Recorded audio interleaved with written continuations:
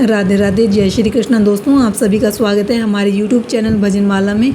दोस्तों, आज की वीडियो में हम कामिका एकादशी की व्रत कथा के बारे में बात करेंगे। तो चलिए शुरू करते हैं आज की वीडियो। एकादशी का व्रत हर महीने में 2 बार आता है। एक बार शुक्ल पक्ष में आता है और दूसरा कृष्ण पक्ष में आता है। ऐसी मान्यता है कि जो व्यक्ति एकादशी का व्रत करता है उसे मोक्ष की प्राप्ति होती है। वैसे तो सभी एकादशी का बहुत महत्व है, लेकिन सावन के महीने में आने वाली एकादशी का महत्व और भी ज़्यादा बढ़ जाता है।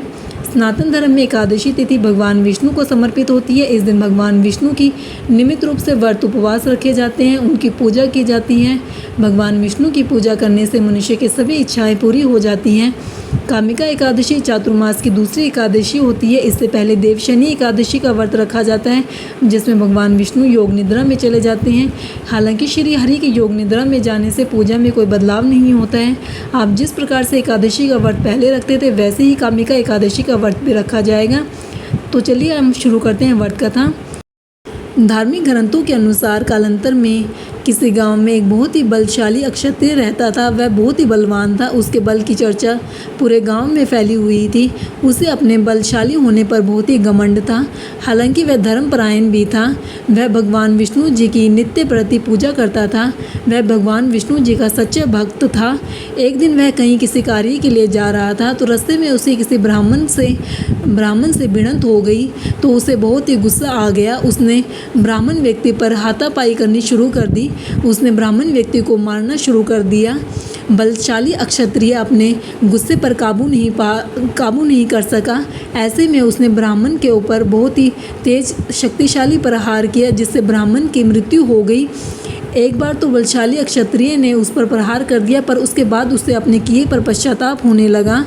उस समय बलशाली अक्षत्रिय सत्ते में आ गया था। अब वह प्रायश्चित करना चाहता था। उसे अपनी गलती का एहसास हो गया था कि उसने अपने बल के दम पर कमज़ोर ब्राह्मण की हत्या तो कर दी। अब आवेग में आकर ब्राह्मण व्यक्ति की हत्या करने से उसे बहुत ही दुख हो रहा था। यह सूचना पूरे गांव में आग की तरह फैल गई। अक्षत्रिय व्यक्ति ने गांव वालों से क्षमा याचना की। उसने सभी व्यक्तियों से माफ़ी मांगी कि उसने अनजाने में ही ब्राह्मण की हत्या कर दी है। तो अब वह ब्राह्मण का अंतिम संस्कार करना चाहता है। विधि विधान के साथ उसने ब्राह्मण का अंतिम संस्कार करने का वचन दिया। हालांकि पंडितों ने अंतिम क्रिया में शामिल होने से इनकार कर दिया। उस समय अक्षत्रिय ने माफ़ी मांगकर फल जानना चाहा। तब पंडितों ने कहा कि ब्राह्मण हत्या दोष का प्रायश्चित करने के पश्चात हम लोग आपके घर पर भोजन करने आएंगे। ब्राह्मण हत्या का दोष मिटने पर ही ब्राह्मणों ने कहा कि हम आपके घर पर भोजन ग्रहण करेंगे। यह सुन अक्षत्रिय ने ब्रह्म हत्या दोष प्रायश्चित करने का उपाय पूछा।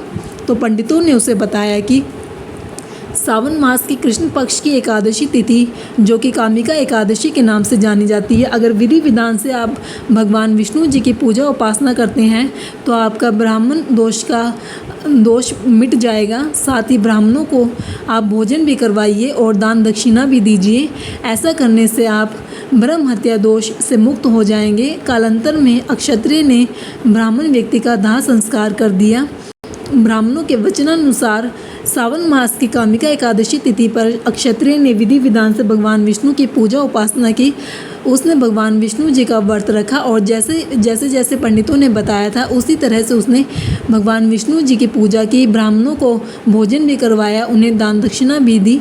तो उसी रात अक्षत्रिय के सपने में भगवान विष्णु जी आकर बोले कि मैं तुम्हारी भक्ति से प्रसन्न हूँ।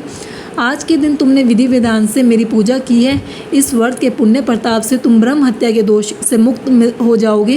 कालांतर से कामिका एकादशी का व्रत रखा जा रहा है, और अगर आप कामिका एकादशी का व्रत रखते हैं तो आपके भी सभी पाप नष्ट हो जाएंगे। तो दोस्तों, ये थी हमारी आज की वीडियो। आपको हमारी आज की वीडियो कैसी लगी कमेंट में बताइएगा, और भी ऐसी वीडियोज़ के लिए हमारे चैनल को सब्सक्राइब करना ना भूलें। धन्यवाद।